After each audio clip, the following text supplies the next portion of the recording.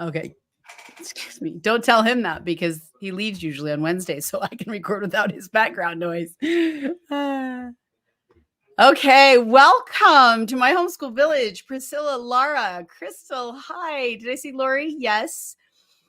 Welcome to my homeschool village today, you guys. This is our live on Wednesdays, noon Mountain Time, 2:00 Eastern Time, and we have a special guest with us today. I'm going to introduce her in just a minute. We're just going to give it a minute and let people come on in. We will do a drawing at the end.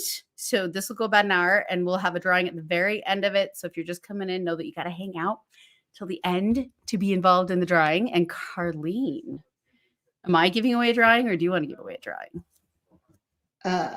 I mean, not the drawing, but you know. I don't even know. Giveaway, period, right? To everybody who shows up today. So we'll talk about that in a minute. I am Becky Stromsdorfer or Rebecca. I am here to help you in your homeschooling journey. And part of that homeschooling help is connecting you guys to resources that we find that are invaluable.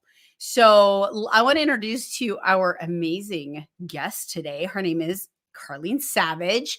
She is mother to 7 children. And even though she looks like she's 20, she's not. Her children. She has raised 7 children. They're all adults. She's a grandma. And she has so much knowledge and wisdom to share with us today. So we're going to talk a little bit about what she does and how she can help you guys. So I know a lot of you don't even have, she's a specialist in teenagers is what we're going to talk about today, but a lot of you may not have teens yet, but I think her information you want before you have teens. So yes, you want it while you have teens, but you also want it to help build the foundation for when your teenagers become teenagers. And so we'll talk about all of that. So Karleen, welcome to my homeschool village. Thank you, Rebecca. Why don't you give us a quick intro to who you are and then we'll just talk. Quick intro to who I am. Well, I started this journey more than 40 years ago of having children, and I thought I was only having one. Nobody told me. I mean, I knew how it all happened, but nobody told me. I thought I was going to have one. I didn't. And I remember having that one. I was so shocked and stunned that I kept her alive overnight.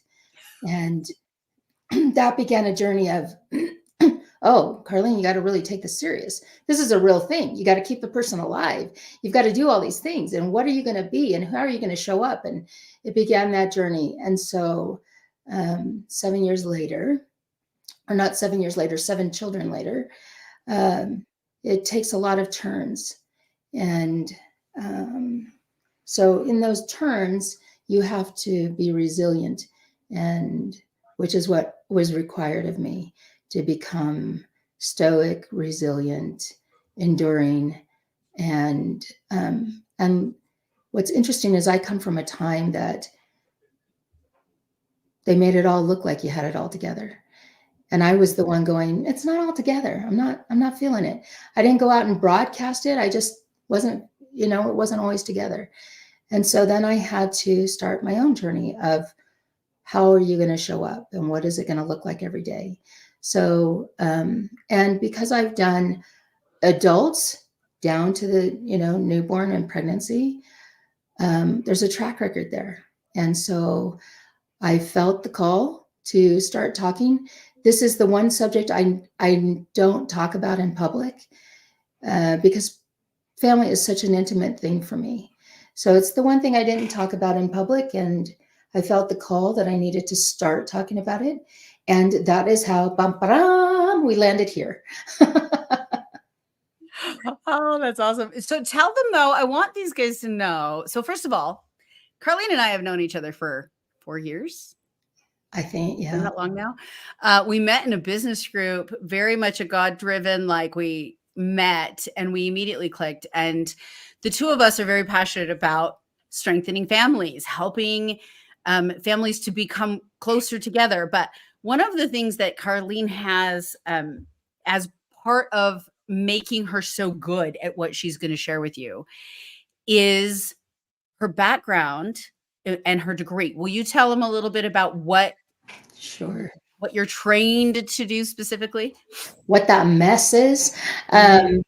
Yeah, so, I waited till my last child. My husband, suffered a brain injury, and that was, almost 30 years ago, and it brought him home completely different.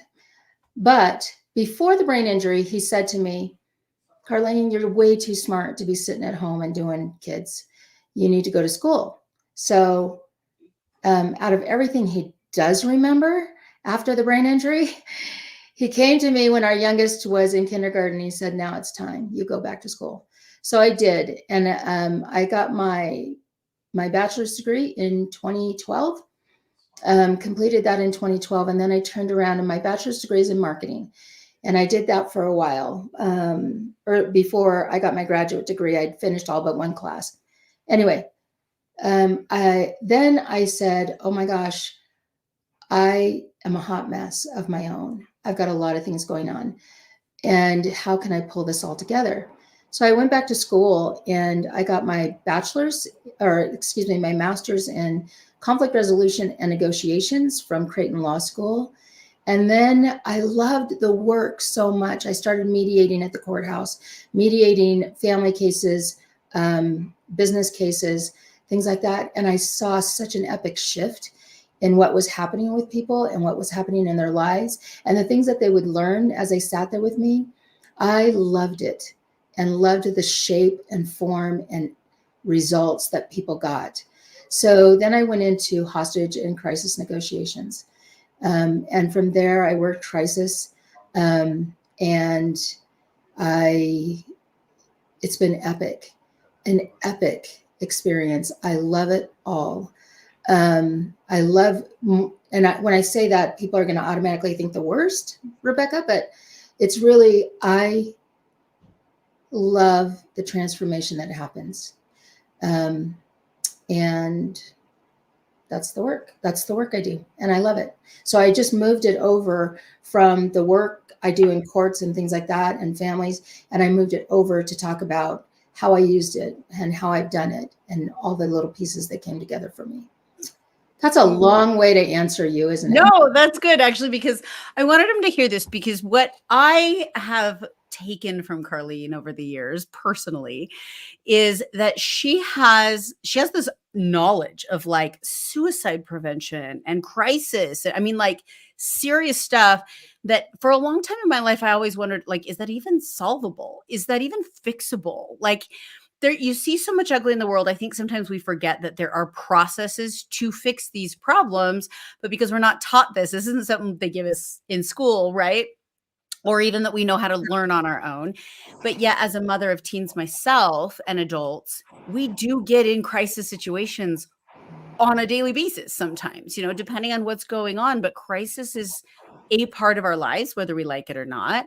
And as mothers, we're left alone having to figure out what to do. Now, this is where prayer comes in. This is where inspiration comes in.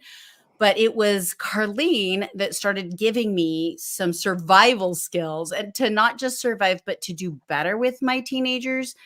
And it has really strengthened my relationship with my teens in using some of these skills. And so I'm a big fan, obviously, and I want her to share her knowledge with you guys and how to do that. So but the best part is she simplifies it. She takes this huge concept of FBI crisis negotiator to mom and your teen, one-on-one alone. Now what? And so that's what we're going to have Karleen help us with today. So pop your questions up, you guys. This is where you ask your tough stuff. This woman can handle the ugly, the tough, the I don't think we can win this one. She has the skills to help you win it. So with that in mind, is there something, do you want to start out sharing something? Do you want me? Well, I just want a side note, just a little poke it No, in. I'm seeing your brain working, and I want that inspiration to come through, and I want you to be able to feel free to work on the inspiration that's coming. Yeah. Okay. So a couple of things. One is I'm not an FBI negotiator, but I train with them. We all go to the same programs. So I want that clear, because once it gets out there, they think I'm doing the helicopter things, the helicopter circling overhead. They think I'm doing the barricades and I'm on walkie-talkies all the time. And that's not the case. But let me tell you kind of how it works and why it is so important here and why I feel called here. Number one, between mediation, crisis, and hostage negotiations, we have a 60 to 89, 90% success rate. My understanding is from a large Christian organization is that their counseling programs have a 10% success rate. Now, that could just be hearsay. Could have just been just to catch my attention. But when you're looking at that, my question that came to me is, why are we saving these skills for the worst of times when we can give them out now? And instead of hearing the horror stories, it's just boring. You just don't hear the stories. Or you say, yeah, my teenager's just giving me a hard time, or my 8-year-old's just giving me a hard time. That's a different conversation that you relish when you work into the fields and you listen to the stories that I hear. Now, knowing that, what happens when you're in hostage negotiations? Hostage negotiations is a team. There's a team of 4 at the minimum, 8. There could be a team even larger than that. Large hostage negotiations can take months, weeks. They take a long time. So you may be shifting those teams as they come in. But the thing about hostage negotiations is tough business. It's the same kinds of conversations that you have in courtrooms and in crisis, and we're not having in the family. But in that, you have a team to lean on. You don't have a team in family. Your family is the team, and they're the ones that cause the problems. Let's just say it the way it is. They cause you the most heartache, the deepest trenches in your soul. It's the family that's doing that. And yet there's no hostage team. There's no SWAT team backing you up on that. When you're in crisis and a crisis call, again, you have a team. It may look a little different. It may be more intimate, smaller, but you still have a crisis team that's working with you. And they get the success by doing research, you guys. This is the thing that we don't get, is that we're thinking this is like rocket science. And I know, Rebecca, I know your husband. I know he's a rocket scientist. I get it. But let's talk about, it's not him. It's not rocket science to do this. What it is that these teams of hostage and crisis, they're doing research. Are you doing research as a parent? They're looking into the life of that person that's a hostage taker or the person in crisis. They're looking at their life. They're asking about their life. What is happening? What's going on? What brought you to this? These are the conversations that we're having. Are we doing that? What we have done as families is I think we look at it like we're on autopilot, and it's just, they know I love them. They love me. It's all going to be good until it's not. And then you start digging and grasping instead of doing your research. Your research are simple tools. And that's one of the reasons why I felt called, because that's what it is. It's simple tools. This is the things we do in mediation. Same thing. You take me into a courtroom, I settle the parties settle almost every case that I'm working on. I get almost 100% of the settlements. And it's because it's the same techniques that they use in hostage crisis and courtrooms, but we're not using in family. So are you going to give us, like, how do we get I will. How? I just want now, question real quick. Are we answering questions as we go, or are we saving them till the end? What did you say? No, we can answer them as we go, but just okay, because a question just popped up. Do you see that? We're scared. Have no idea what we're doing sometimes. Wonder how other people are surviving. Okay, we're not surviving. We're grasping. We're holding on to that edge of that cliff. And just look around and know that we're all there. You know, people have looked at me, no joke. I will tell you a personal story. I was in our church, this family that had real problems with me and the way I parented. And it was mostly because my kids followed rules. They respected their parents. And these parents would come to me and go, how are you doing it? Why are you doing it? I know your kids aren't that perfect. I know you're not that perfect. And I would sit there and go, you're right, I'm not. But I'm using these techniques as I go. And if we all use them, and I don't know if I lost track, Rebecca, so catch me back if I need to, but I don't know that everybody else is invested that way. Are we as invested as we should be into those lives that are operating around us, moving around us? So I don't know if but we're all in this and we are scared and it is hard. But I was telling you my personal story. So what happened is that I got called in and I was told these people are very offended by you. They don't like you in their building. I was told all this stuff and I went, okay, well, the deal was that she was really struggling, like epically struggling. And she had told me all her secrets and she was worried I was going to tell her secrets. And I had no intentions of doing that. But the point is, while I am struggling, now I was taking in teenagers that were struggling, letting them live with me. We've taken in families that have been struggling, let them live with me. And they bring all their stuff, right? When that was happening, they would literally sit across from me, never asking once, but say, oh, Karleen, look at you. You're so perfect. You're levitating. And I would sit there going, oh my gosh, you have no idea what my life is like.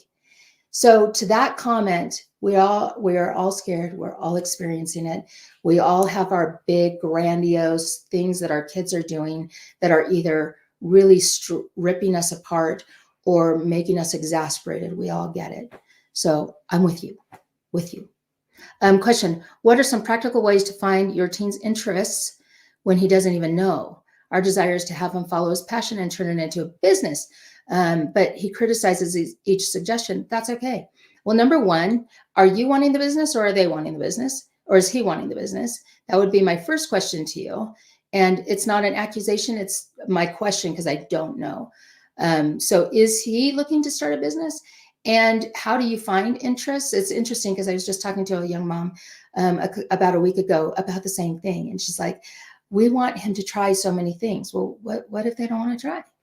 What if that, I mean, is the family rule, and I talk about this thing about overarching philosophies. What is the family rule?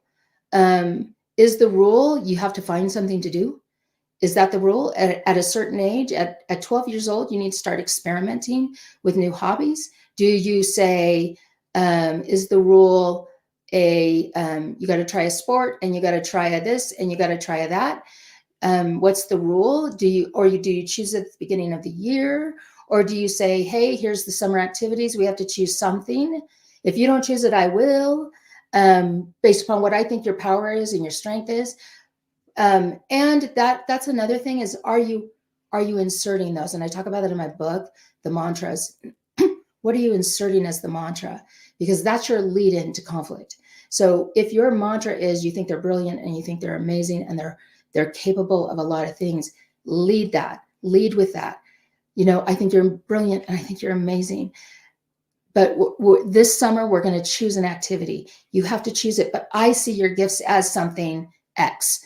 Or, you know, what do you see? So if I have to choose it, I'm going to choose it based upon the gifts I see in you. So if you listen to my language is dealing in mantras. The mantras that I talk about in the book are talking about the voices that you hear in your head. If I ask you, when you were little, what is a statement or series of statements that you remember your parents saying to you? Would you have one? Rebecca, you have one?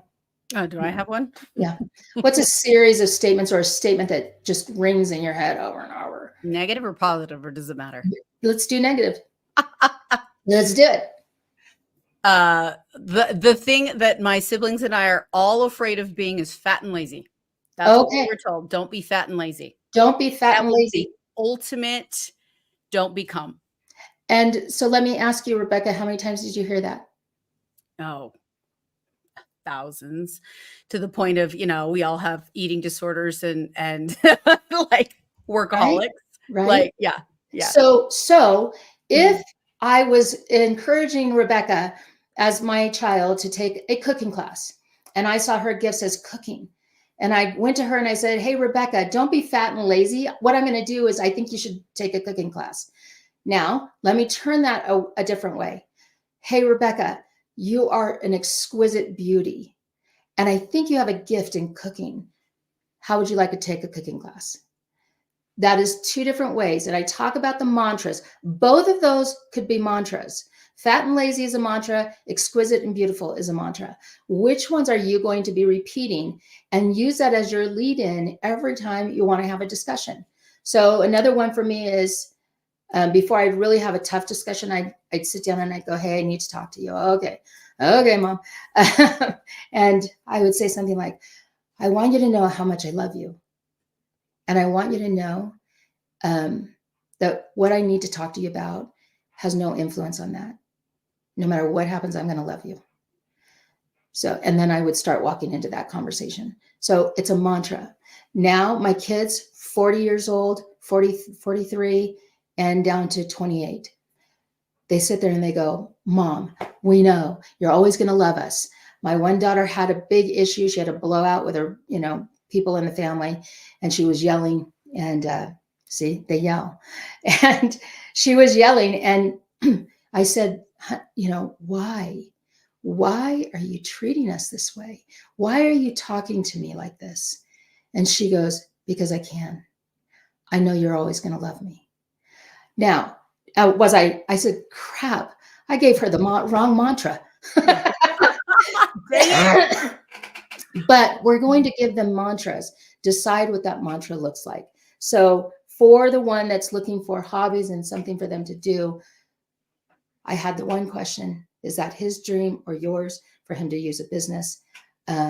If not, then I'd take it off the table, and start dialing into what is he interested in, or start researching, start looking, start watching him, and say, "Hey, I noticed that you play games all the time. What are your favorites? Is that something you want to pursue?" I had the same discussion. So anyway, I hope that helps. Yeah, Lori answered back, and she said that her son, they want him to either get a job or start a business, but he has no motivation to get off the couch and do something productive without parents asking him to. How Okay. old, Lori? How old is he? That has a huge effect on Yeah. part of And that. Rebecca, I don't know, you'll probably agree with it, but and how long have we been having this discussion? So if this is a new idea that we're inserting, then that's a discussion to have, because now he may be old enough, almost 14. So 13. And our other kid, but we make our other kids work by 16. Okay, so sounds like it's been a thing for a while. And so then you start talking about the value. So he's got an option. One of the things I did, you guys, so many options when you've been doing this for 40 years. One of the things I did is I volunteered all my kids during the summer down at the Salvation Army. And so I walked in there, and I think I had one that was 10, and they worked with their brothers and sisters. So all of them, I would drop them down at the Salvation Army twice a week. "Fine, you want to do anything? Here, I've got something for you. Here's the deal, sweetie. Here's the deal, Rebecca. In this house, we're about production, progress, purpose. And if you don't find one that you love, which you may not, and you may need a little bit more time, and you may need a little bit more research. If you can't find one, I'm definitely going to find something for you, because you have gifts that need to be groomed and refined, and I'm going to help you with that." Thank you. I would like to say, Lori, that most boys between the ages of 12 to 16 are practical, not useless. That's not the great word, but they are growing so much in this. Like, I read a book, it's called Happy Sleep Habits, Happy Child. And it talks about how toddlers really can just play and sleep. And teenagers at that point, when he's growing, I found that when my children were going through growth spurts, they were emotionally, mentally useless. And then when the growth spurt would stop, they would find more motivation. And so we would go through these ebbs and flows of able to do things and then sleeping all the time, and then able to do things. And it turns out that all of a sudden they'd grow 6 inches. So just make sure you're taking that into consideration as well. Puberty really is hard on the body.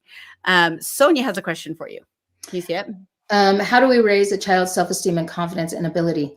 Oh, I love this. Can I show him, Rebecca? Please do. So I just wrote this book. Can you read? Does it read right for you guys? Yep. The Confident Teen Blueprint, a parent 30-day challenge to empower your teen. And I just wrote that. And that's why I'm on this kick.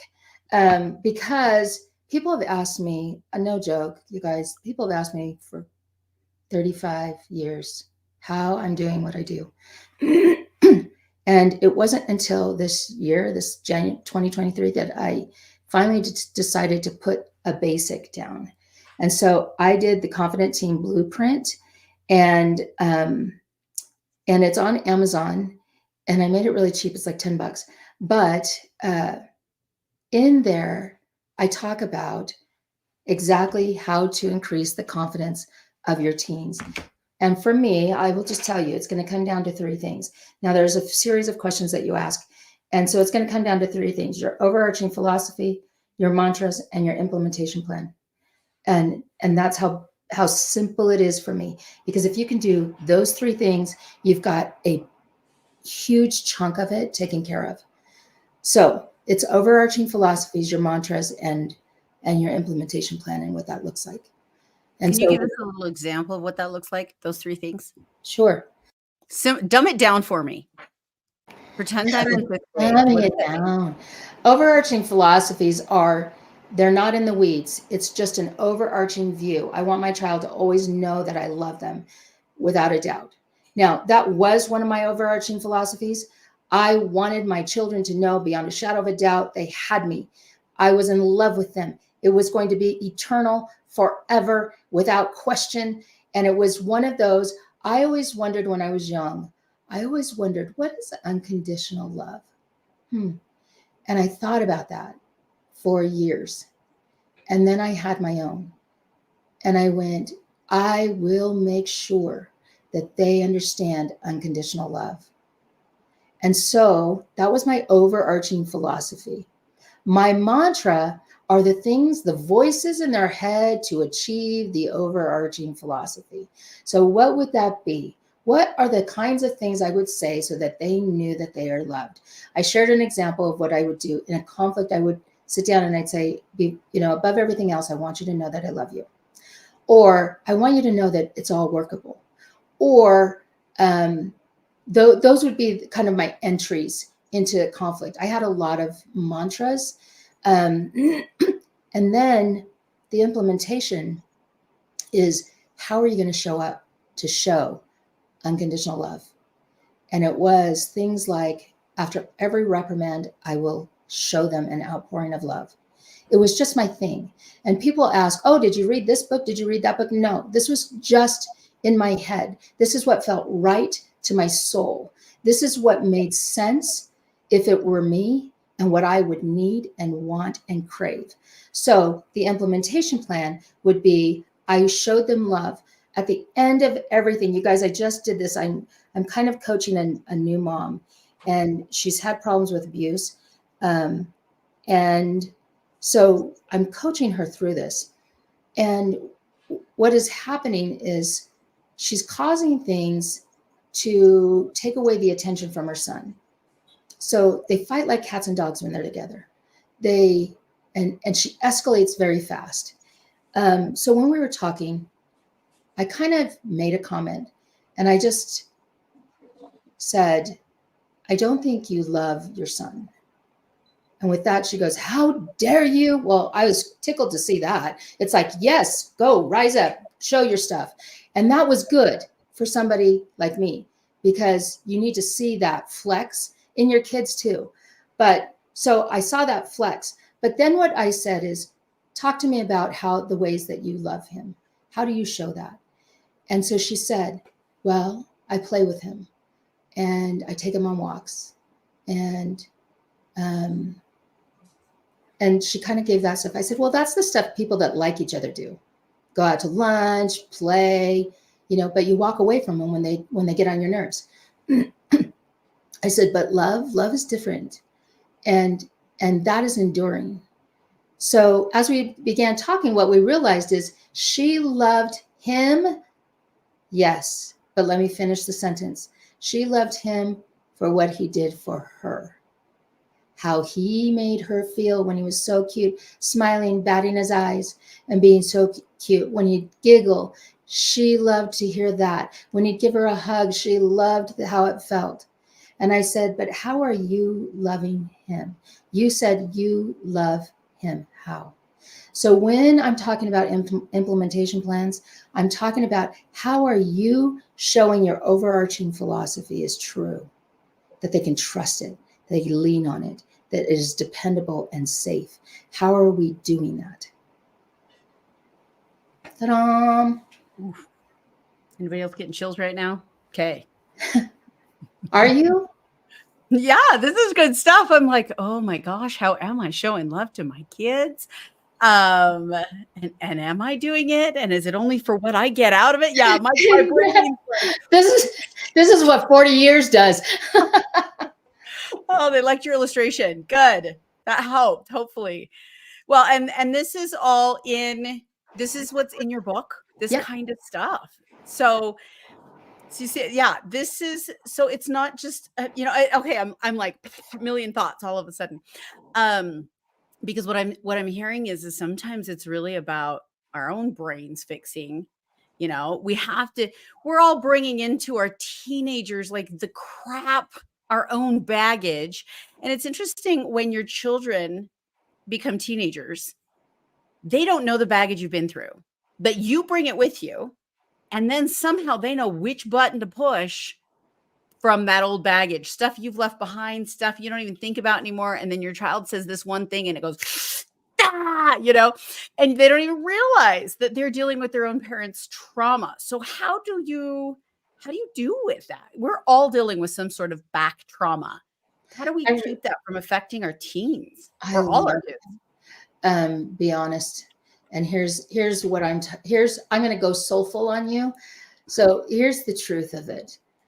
The truth of it is when you talk about those triggers, here's the thing. Your child found out the button to push, but you won't admit the button he pushed. What happens is that we go, you don't talk to me that way. You don't, that's this, like, you don't do this, you don't do that. And I have done the same thing. Okay. Now, know your intention. Where is that intention coming from? Most of the time, it's internal intention. So, for example, I will say, you do not talk to me that way. I am not that person. You need somebody to kick around, you go find somebody to kick around, but I am not the person. Okay. So in the angry phase, that could have come from a bad trigger, bad trauma. But as you sort through it, and the way you sort through it, no joke, you guys, the 30-day challenge, I do it every other month. So my next one is starting March 1. But the reason I'm saying this is because to increase the confidence of your teens, okay, get in close on this, to increase the confidence of your teens. Where'd she go? Where'd Rebecca go? Okay. If you want to increase the confidence of your teens, listen up. It requires that you increase your confidence. Are you willing to? That is the magic. And most people will not invest in themselves. And if I'm talking to moms on here, I know you're not investing in yourself. I know you're not. I know you're not. I've been there, done that. Here's the thing, and it's a lonely place when you know that you won't invest in yourself. That is why it's the Teens Confident Blueprint. It's because it's really for parents. If I can show you how to increase your confidence, if I can do that, I promise you will by nature unfold that to your children. You will by nature. As soon as I decided I was the broken piece in my life for the trauma talk, as soon as I figured out, oh yeah, I did have abuses. I remember at 17 years old, a 300-pound man taking a belt to me and hitting me until I would scream. as soon as I got my handle that was my mess, and how did I feel about it, and what did that mean? And then eventually I got to the point where I went, yeah, so yeah, that did happen. And so with this young mom I've been talking about that I've been coaching, she, I've been working with her for about a year, a little over a year. And she used the same line she used on me. And tell me that this isn't what we all do. So I'm not picking on her. I'm just sharing. So when I talked to her about loving her son and what does that look like and all of that, and she goes, "This is so hard." And she said, "I wasn't raised with this." And I had to kind of push through this because I've been working with her for about a year and a half. And when I work with people, you get epic change. You'll get change. But so when she said that to me, I looked at her and I said, "Do you think you're the only one at that party? I wasn't raised this way either. I didn't have a mom at home every day. I didn't have a happy person. I didn't have a loving home and a loving environment.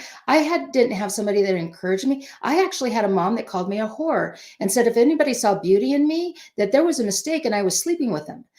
I didn't have that in my life. So what makes you think you're the only one at the party?" I said, "Here's the thing. Yes, you can talk about it, you can ooze over it, you can claim it as your own.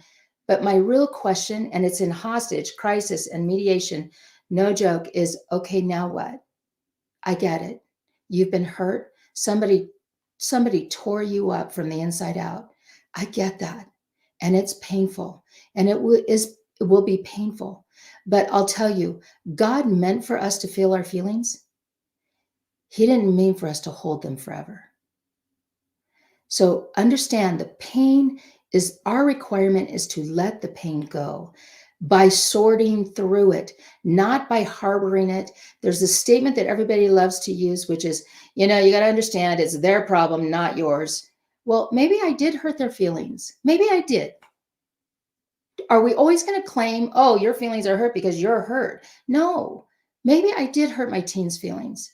Maybe my daughter came to me and she said, I'm really hurt because you never took responsibility for something in my life. And it was something that happened to her when she was away from the home. I didn't find out for years. I didn't know. Okay. But she came back and she said, you never took responsibility for that. How true is that? It's true. I didn't. I didn't know. I didn't hear. I wasn't there. None of it. I was actually out of state at the time. So I went back when I sorted that out. And are we sorting it out? When I sorted it out, I went back and I said, you know what, sweetie? You're right.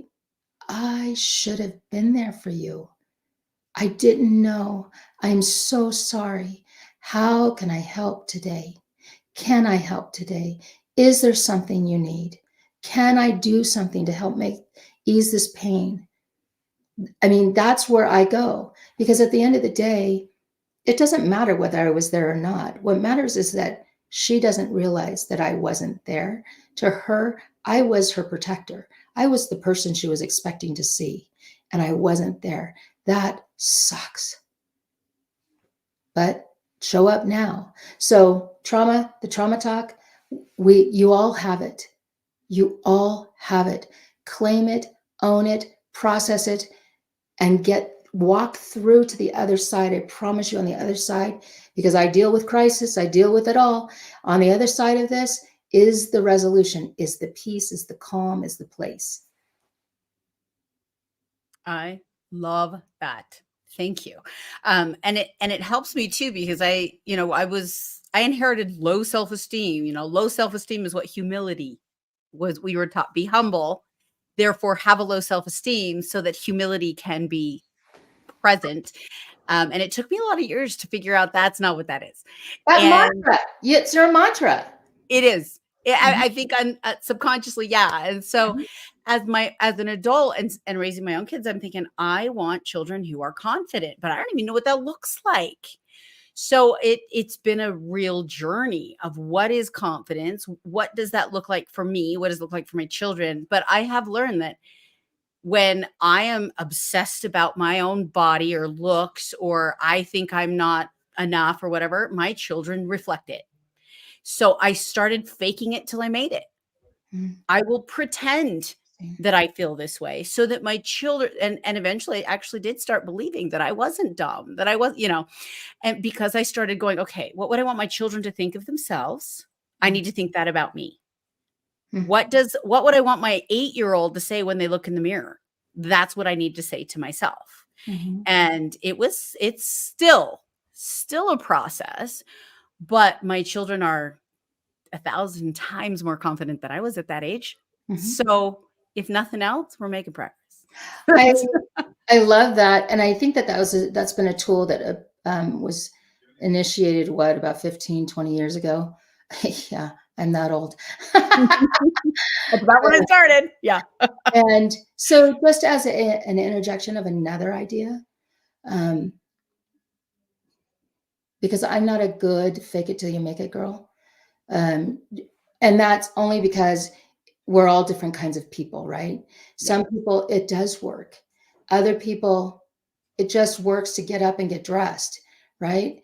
Other people, you guys, I've been there. I've laid on a couch for 2 years because I had 3 kids leave the house in 1 week. It was devastating for me. So I get all that. And it was I couldn't even I just transferred from bed to couch, and that was on off and on for 2 years. So I know the feeling of that. But what here's another option to feed off of Rebecca's. Um, why not say anything? Why not say anything negative about yourself? Just don't. And that's kind of my world. That's where I come from. Um, and it's not that people didn't see weight issues. My kids saw weight issues. They didn't see it in me. My kids, and when you use mantras, for example, one of my mantras, I will never compare them with each other or anybody else. That was an overarching philosophy that I had. I will never compare my children. And so, because of that, and then I used mantras to get in on that, and then implementation plans. So, part of that was I want them to feel boldly confident in anything they choose. Anything. I will never squelch an idea. Well, unless it's illegal. But I would never squelch an idea. So I just didn't say anything about my body image. If I was having a bad day, bad hair day, I never said anything. And Mm. so when you fill the world, and when I say world, when you fill your home, the space around your children, when you fill that space with affirmation like lift, mantras that are the voices in their head, and you hold to those, because you don't have to have a lot, you just have to hold. And once you do that, then the world around that, they don't look for all that fault. I have a 34-year-old son, and he said to me, I want my boys to spend time with you all the time. I want that. He said, because, and he's talked to his girlfriend, and he said, because it works. Whatever you did, mom, works. I want my boys to have that too. And so I'm going, oh, I'm so grateful. What a great idea that is. So anyway, but that's the testament. He's 34. He's got 2 kids, and he's going, Mom, this works. I have never felt low about myself. Never even a thought. I had another son that called, and he said, my girlfriend, her friend made some comment about my looks. And he goes, Mom, now he's in his 30s too. He calls me up because, Mom, he goes, have you been lying to me all these years? And I said, what? And he said, okay, so her girlfriend's made some comment about my looks. And he said, and I looked at him and said, no way. My mom has called me handsome my entire life. She's told me I'm the best looking thing there is. So you're wrong, but I'm calling you, Mom. Are you lying or are they? I said, honey, you're an exquisite piece of work. I made you. Everything on your luscious body, I created. Baby, you are exquisite. And he said, yeah, that's what I thought. I love it. But these are older kids that are now pulling from their mantras, pulling from my overarching philosophies, pulling from my implementation, and now they're owning it for themselves. So to tandem what Rebecca said, if you're not feeling it and maybe you can't resonate in that way, maybe try not saying anything derogatory about yourself. I love that. And can I just say, as testimony here, you guys, I've met many of her children. Okay. They are confident, successful kids. Like, I've actually met most, I think all but maybe one. I might have eventually even got almost all of them, actually. So, and I've met them. And the first thought in my head was, holy crap, these kids are confident, and not necessarily in a cocky way, just in they hold themselves. They know who they are. They're not, yeah. I was like, woof. There's a price that comes with confidence. Rebecca, there's a price that comes with confidence. You got to buckle up and be ready for that one too. There is a price for it. Well, people hate you for your confidence, I found. What? There's a lot of, anyway, and I don't want to go on that. I want you to answer this lady's question, but I do know that the outside world does not appreciate what they want and don't have in others. So whether it's confidence, success, whatever it is, if you have it and I don't like it in you. And so confident people, I have a daughter. She's, well, actually a lot of my children, but one specifically had some experiences where she's beautiful and she's confident, but she's also kind of quiet. And because of that, she got some real hate when she went to some high school classes. She tried some, and the girls there just tore her apart. And she was kind and she was loving, but there was this. So whenever you've got that greed in there, I think, anyway, that's totally off topic. Okay. We have a friend here who says, how can I get over the fact that my mom picked my brothers over us girls? I am the oldest. And how can I make my girl not feel this way? Number one, is your girl feeling that way? Can we put that question back up just so I can piecemeal this? Thank you. And number one, find out. Said, yes, she is feeling this way. Okay. So yes, she is. And how did she deliver that message to you? That would be an interesting response. So, and I'm just walking through, this is conflict, guys. This is resolution and how you process. So how you said she is feeling that way, and then how did she deliver that news? If it's something you're believing through the way she acts, she may be acting on something different. And I'm saying this for everybody because maybe Amanda might be hot busy right now typing. But so you're asking two questions. How can I get over the fact that my mom picked my brothers over us girls? Did she? And how did that look? How did you view she picked them over you? Now, let me be clear. I'm not saying she didn't. I'm saying, let's understand it. How did that happen? My kids could easily say the same thing. My boys went on to achieve high ranks in soccer, played for the United States, traveled for the United States with Nike as his sponsor. He did really well. My other son won the national championship as a freshman at college in soccer. We did soccer every day, did practices every day, went to the fields with him every day, all that stuff. They could easily view that as the boys came first.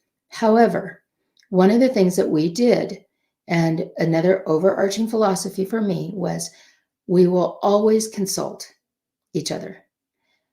So I remember when the boys wanted to do this, I went to the family meeting and I said, here's the situation. And they had to state their case, what they wanted, here, blah, blah, blah. And I'd say, are we willing to support that? Are we going to support that? Here's what it would look like. And can we support it? But if everybody else came to the table and had something, we would do the same thing. So it was community, meaning family, community support. And we understood the sacrifices of the investment and all of that. Amanda says she always gave them everything, and I'm the black sheep and that has to figure it out. Oh, I was a black sheep too. And I was hardcore the black sheep, like nobody has ever talked to me. And you have to sort it. So put that question right back up. How can I get over the fact that my mom picked my brothers over us girls? Did she? Sounds like to you, she did. Okay, then why Why are we trying to say and reason that in a better way? She did. If she did, accept that she did. And then you begin the process of going, okay, so what am I going to do with that? How does that feel on me? It sucks. I remember that. I mean, oh my gosh. Anyway, I've got stories about that one. But it will happen. It will happen, you guys. My mom resented me because I still had an interest in my biological father, and she was angry. And so that was one of the dividers between us, because I stood up and said, no, I don't have a problem with him. You had the problem with him. I don't have a problem with him. So I still want to have a relationship with him. And that became a big divider for her. So, and she still talked about it up to her death, talked about how jealous she was of me. Why? Okay, number one, be truthful. Remember, we talked about it at the very beginning. Be truthful and accept the fact that it happened. She did. She chose him. It's okay that you can see that. It's okay that you go, hey, she did that. The question is, feel it, walk it through, exhaust that angry, resentful feeling, exhaust it. And I've talked about this in the My Homeschool Village process, is the process of healing.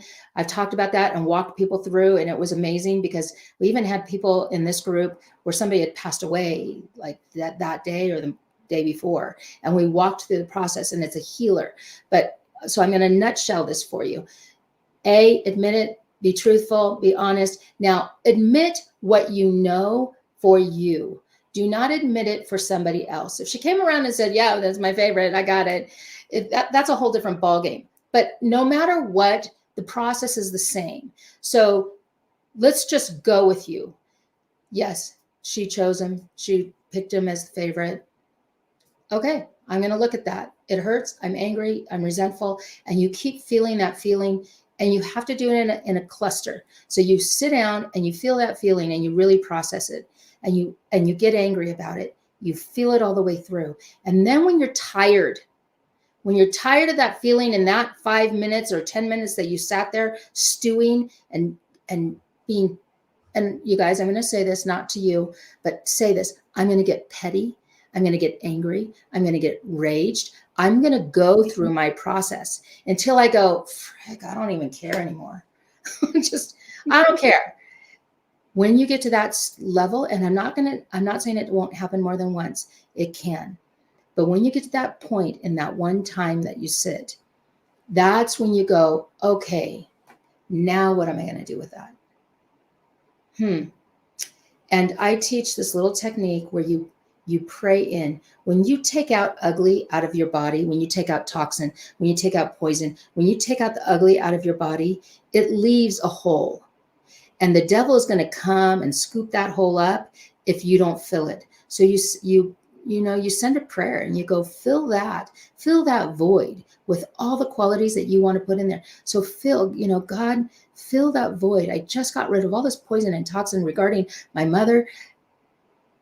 Fill that void with charity and compassion and clearness and consciousness and aware and tenderness and understanding and resilience and an ability to see a greater good in myself, an ability to transfer that. And you keep praying until you get all the little juice that you want in there, and you fill up all those little toxic holes that you emptied out. You fill that up, and all of a sudden you will feel, I promise, you will feel lighter and lifted. Wow. Amanda says she can do that. Thank you, Karleen. This has been so good. I've got a million notes here I need to take. Will you tell everybody, guys? So Karleen obviously does not just do this here inside My Homeschool Village, but has what you said, your 30-day challenge, and your next 30-day challenge is when? So my next 30-day challenge is going to start March 1, but dun, dun, dun, Rebecca is like the coolest cat on the planet, because she twisted my arm and talked me into this whole thing. So are you wanting to announce it, or do you want me to announce it? Do it. So if you sign up on this website, you've got the short link there for it. If you sign up on my website, it's karleensavage.com/parents. If you sign up there, you will get the entire book download. entire book. So put a 1 in the little chat if this is a good thing. That you will get the whole download for free. And all you have to do is go there, register. Now, if you register, I'm going to tell you about the challenge coming up in March 1st. You're going to hear about it. You'll be invited to it. There is a price to it, but it is reasonable. I walk you through the 30-day challenge. You can buy your book on Amazon if you want a hard copy. If not, you've got the digital and you can read through it. You come with your questions. If you want to do it in February, do it in February, and then come in March and really hone that. I will walk you through things that aren't even in that book. And so that is the win. For the win. For the win. Oh, and just for those, so we have Facebook, Instagram, and YouTube live as well right now. So you guys aren't seeing this link that we're putting in. The link right now is for those who are inside my Homeschool Village memberships. However, if you are listening today, that link is also in our bio. So if you want to go to the link in the bio, scroll to the bottom, that book is in there. If you make sure, oh, everybody can see the link. Okay. It's still in the link in the bio. So once you sign up for that, she will have your email, you guys, so that she can let you know when the next 30-day challenges come up. So that's how you'll find out how to sign up, how to get into that. This is basically like really expensive therapy or wow. Yeah, it'll be double digit, just double digit. Double digit. Well, still, I mean, the amount, what Karleen, you guys, if you knew what Karleen gets paid to do, this negotiating for lawyers, and we won't tell them how much, but let me tell you, we're getting a steal and a half getting this woman at all here with her book and all of her knowledge. Make sure you're following her on social media. What is your social media?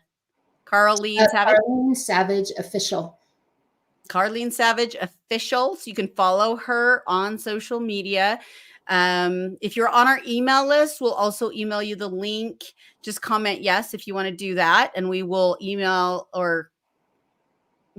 comment yes, and we'll make sure you get the link if you're missing that as well. So she's giving you the book for free. She's going to let you know when her 30-day challenges start so that you can get that. Alex says she's already got her download. Amanda's already got it. Yeah. I'm so happy for you.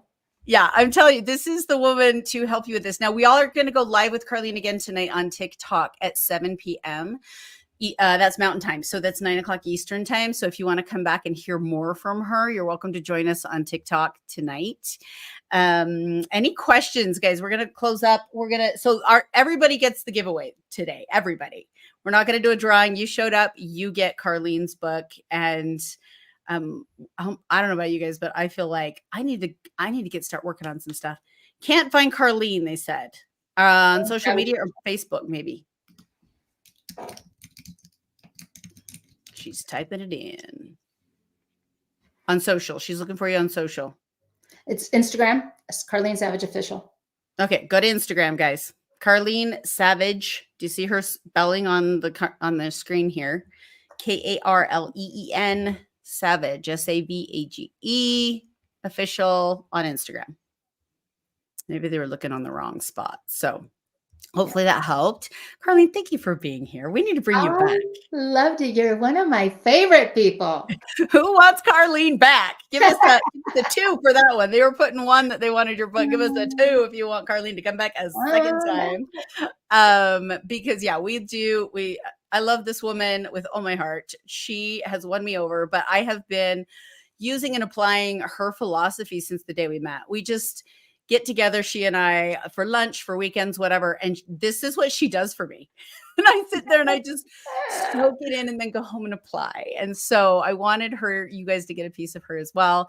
And make sure you follow her. And she also has several TED Talks. So you can check her out on TED Talks as well. She has 2 TED Talks. Highly recommended. Very, very excellent. Just type your name in, right? In TED Talk? Yes. Okay. So there's all kinds of places you can find her, follow her, suck all the knowledge out of her you can. And then we'll get her back. So make sure you go get her book right away. Karleen, thank you for being here. This has been epic. You have agreed with me already. Absolutely. So thank you, guys. Good luck with your teens. happy homeschooling this week. Good luck with the families and all of us working on just strengthening a child a day at a time. And we will see you guys next Wednesday at noon or noon Mountain Time, 2 Eastern Time, right back here.